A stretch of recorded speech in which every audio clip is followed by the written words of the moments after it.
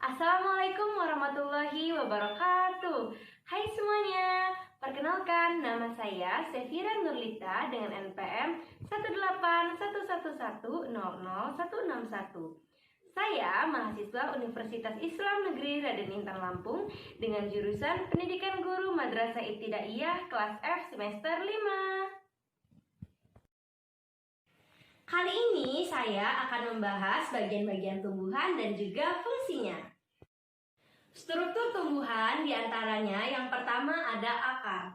Akar merupakan struktur tumbuhan yang terdapat di dalam tanah. Akar dibedakan menjadi dua kelompok. Yang pertama akar serabut. Akar serabut adalah akar yang memiliki biji berkeping tunggal atau disebut juga dengan monokotil. Contohnya adalah bayam dan juga padi. Nah, yang kedua ada akar tunggang. Akar tunggang adalah jenis akar yang memiliki biji berkeping dua atau juga disebut dengan dikotil. Nah, contohnya adalah pohon mangga. Nah, fungsi akar diantaranya yang pertama menyimpan cadangan makanan di dalam tanah. Yang kedua menyerap air dan garam-garam mineral yang ada di dalam tanah. Dan yang ketiga yaitu menguatkan berdirinya tumbuhan itu pada tumbuhan. Yang kedua, struktur pada tumbuhan yaitu adalah batang. Batang berasal dari bahasa Latin yaitu caulis, yang merupakan salah satu organ dasar tempat berpembuluhnya tumbuhan. Batang adalah salah satu tempatnya bertumpu pada semua struktur tumbuhan. Fungsi batang diantaranya adalah tempat menopangnya tumbuhan agar tumbuhan itu berdiri tegak. Yang kedua, tempat melekatnya daun, bunga, dan juga buah. Dan yang ketiga, yaitu sebagai alat perkembangbiakan secara vegetatif. Contohnya adalah cangkok. Jenis-jenis batang pada tumbuhan. Yang pertama, yaitu adalah batang berkayu. Batang berkayu, yaitu batang yang memiliki tekstur yang keras. Batang basah yaitu memiliki ciri utama yang lunak dan juga pendek. Yang ketiga yaitu batang berumput, yaitu batang yang tidak memiliki kayu namun dia berongga. Struktur tumbuhan yang ketiga adalah daun. Daun adalah organ tumbuhan yang menempel pada ranting. Daun berwarna hijau. Nah, daun itu menangkap sinar matahari untuk berfotosintesis. Ada 4 macam jenis daun yang dibedakan oleh tulangnya. Yang pertama ada daun menjari, yang kedua yaitu daun yang menyirip, yang ketiga daun melengkung, dan yang keempat adalah daun menjajar atau sejajar. Nah, bisa dilihat di samping. Fungsi daun diantaranya adalah yang pertama terjadinya untuk berfotosintesis. Yang kedua itu sebagai organ pernapasan. Dan yang ketiga yaitu sebagai tempat terjadinya transpirasi. Nah, selengkapnya bisa dilihat di samping juga. Struktur tumbuhan yang keempat adalah bunga. Bunga adalah tempat prosesnya perkembangbiakan bagi sebagian tumbuhan. Bunga itu berfungsi sebagai yang pertama untuk menghasilkan biji, yang kedua agar bisa dinikmati keindahannya oleh manusia, dan yang ketiga yaitu untuk menarik serangga agar terjadinya proses penyerbukan. Selengkapnya bisa dilihat di samping. Bunga dapat dibedakan menjadi dua. Yang pertama adalah bunga sempurna dan juga bunga yang tidak sempurna. Apa sih bunga yang sempurna itu? Nah, bunga yang sempurna adalah bunga yang memiliki putik dan juga benang sari. Namun, bunga yang tidak sempurna adalah bunga yang hanya memiliki satu alat kelamin. Struktur tumbuhan yang kelima adalah buah. Buah itu berfungsi sebagai melindungi biji. Buah itu beraneka ragam, baik itu dari warnanya, rasanya, dan juga bentuknya. Pengelompokan buah berdasarkan kriterianya ada di sini. Kita bisa lihat ada buah yang berdaging dan juga ada buah kering. Dan diantaranya fungsi buah adalah yang pertama itu untuk melindungi biji yang ada di dalamnya. Dan yang kedua yaitu fungsi buah sebagai cadangan makanan saat proses untuk perkecambahan. Dan yang ketiga yaitu fungsi buah untuk penyebar biji agar menjadi generasi pertumbuhan. Nah, struktur tumbuhan yang keenam adalah biji. Biji adalah organ perkembangbiakan bagi tumbuhan. Dapat dikatakan bahwa biji itu adalah embrio bagi tumbuhan.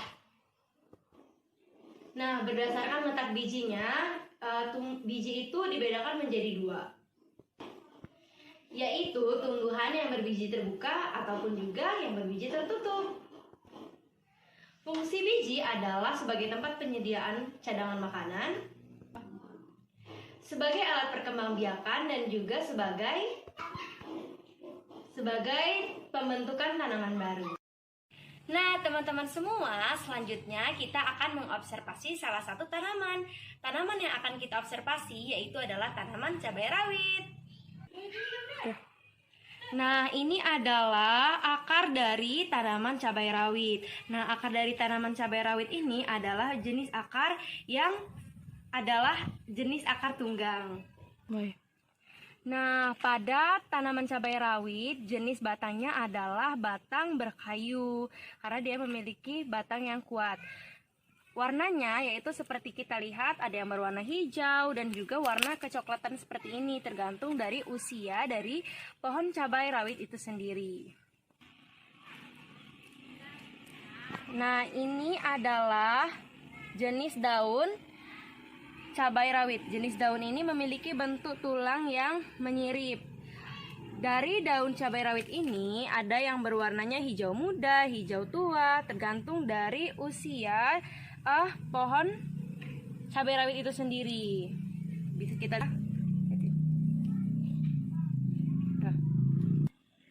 Nah, ini adalah bunga dari tanaman cabai rawit. Bunga ini kelopaknya itu ada yang berwarna putih ataupun juga putih kekuningan.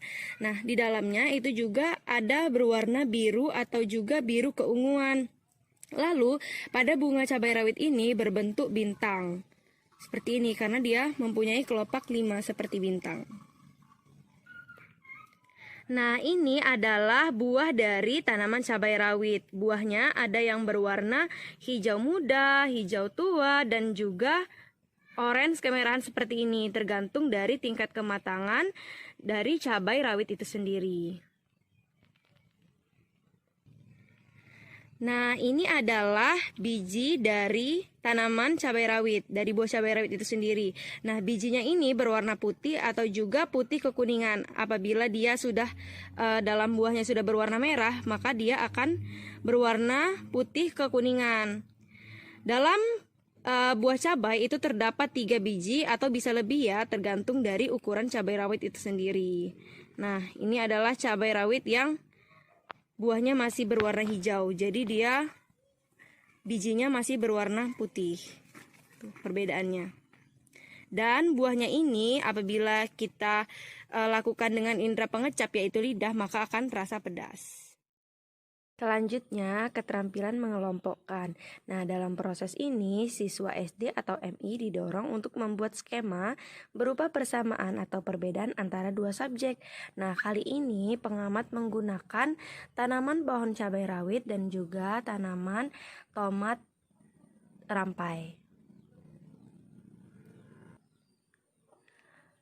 Tanaman cabai rawit dan juga tanaman tomat rampai sama-sama memiliki akar tunggang yang kokoh dan kuat.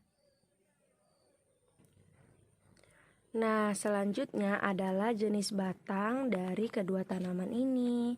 Jenis tanaman dari tanaman cabai rawit yaitu jenis tanaman yang berkayu. Begitu pula dengan jenis tanaman pada tomat rampai yaitu jenis batang yang berkayu.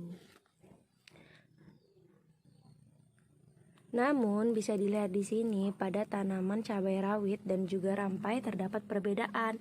Apabila tanaman cabai rawit ini benar-benar berbentuk batang berkayu, namun Dia tidak memiliki bulu-bulu halus seperti tanaman tomat rampai. Nah, jadi dalam tanaman tomat rampai ini itu memiliki bulu-bulu halus apabila dipegang menggunakan tangan. Tuh.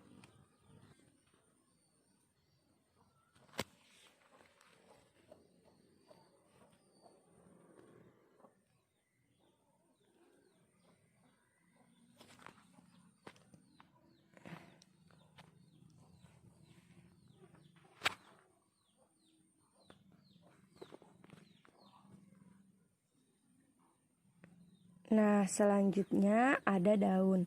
Daun pada tanaman cabai rawit yaitu berbentuk opal. Namun, dari tanaman tomat rampai yaitu menyirip seperti ini.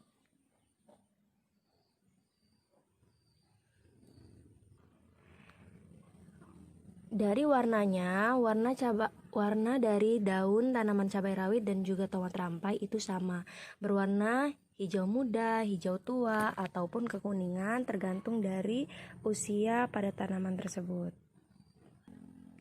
Sekarang kita lihat pada bagian bunga. Bunga daripada tanaman cabai rawit yaitu berbentuk bintang dengan warna putih ataupun juga putih kekuningan seperti ini. Dengan bagian dalamnya itu berwarna biru atau biru keunguan. Berbeda dengan tanaman tomat rampai. Pada tanaman tomat rampai bunganya berwarna kuning seperti ini. Namun bentuknya tetap sama yaitu dengan bentuk bintang. Nah, bisa kita lihat kuncupan di dalamnya juga tetap berwarna kuning ya. Jadi terdapat perbedaan antara bunga tanaman cabai rawit dan juga bunga tanaman tomat rampai. Lalu di sini ada perbedaan antara buah pada tanaman cabai rawit dan juga buah pada tanaman tomat rampai. Bisa kita lihat dari bentuknya itu berbeda. Apabila cabai rawit ini bentuknya lonjong atau memanjang seperti ini, apabila rampai tomat rampai maksudnya berbentuk bulat. Namun warna dari keduanya ini apabila telah memasuki kematangan itu sama. Warnanya yaitu sama antara hijau muda, hijau tua, bahkan kekuningan dan kemerahan apabila telah memasuki tingkat kematangan. Sekarang bagian terakhir yaitu adalah biji. Nah, ini adalah biji dari tanaman tomat rampai dan juga ini adalah bentuk biji dari tanaman cabai rawit. Keduanya itu sama-sama berbentuk bulat. Namun dari perbedaan warnanya bisa kita lihat yang ini kehijauan dan ini juga putih atau putih kekuningan. Nah, dan dari jika dipegang menggunakan tangan, dari biji cabai rawit ini bentuknya itu kering apabila yang tanaman tomat rampai ini berbentuk basah atau bercampur air, berlendir. Selanjutnya adalah keterampilan mengukur. Nah, bisa dilihat pada gambar kurang lebih panjang dari akar tanaman cabai rawit 30 cm. Selanjutnya adalah mengukur batang tanaman cabai rawit. Nah, di sini pengamat menggunakan satuan tidak baku yaitu menggunakan tali rapia. Mula-mula tali rapia dibentangkan lalu setelah itu diukur menggunakan satuan baku menggunakan penggaris. Nah, kurang lebih panjang dari batang cabai rawit adalah 180 cm. Daun tanaman cabai rawit diukur menggunakan penggaris, panjangnya kurang lebih antara 3-6 cm. Selanjutnya, pengamat mengukur bunga tanaman cabai rawit menggunakan penggaris, panjangnya kurang lebih 1 cm. Pengamat mengukur buah pada tanaman cabai rawit menggunakan penggaris. Buah cabai rawit berukuran berkisar antara 1-3 cm. Dan yang terakhir, pengamat mengukur biji pada tanaman cabai rawit menggunakan penggaris. Panjang dari biji buah cabai rawit yaitu kurang lebih 0,3 mm.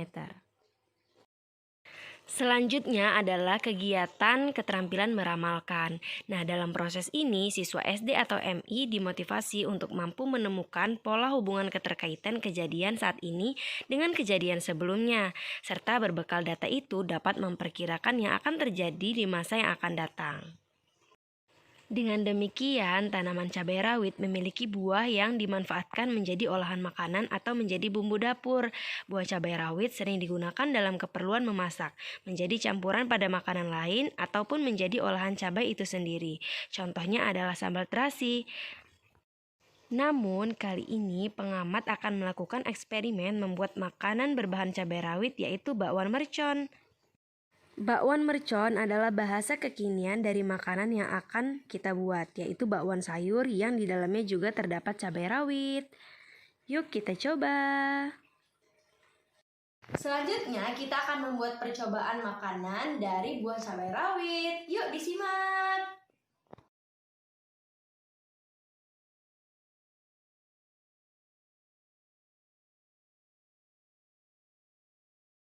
Kali ini kita akan bereksperimen, yaitu membuat bakwan mercon. Ada bahannya tepung terigu dan juga bumbu yang telah dihaluskan.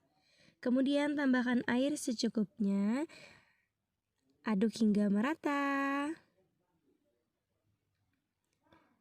Kita aduk terus hingga adonan benar-benar mengental namun juga tidak terlalu cair.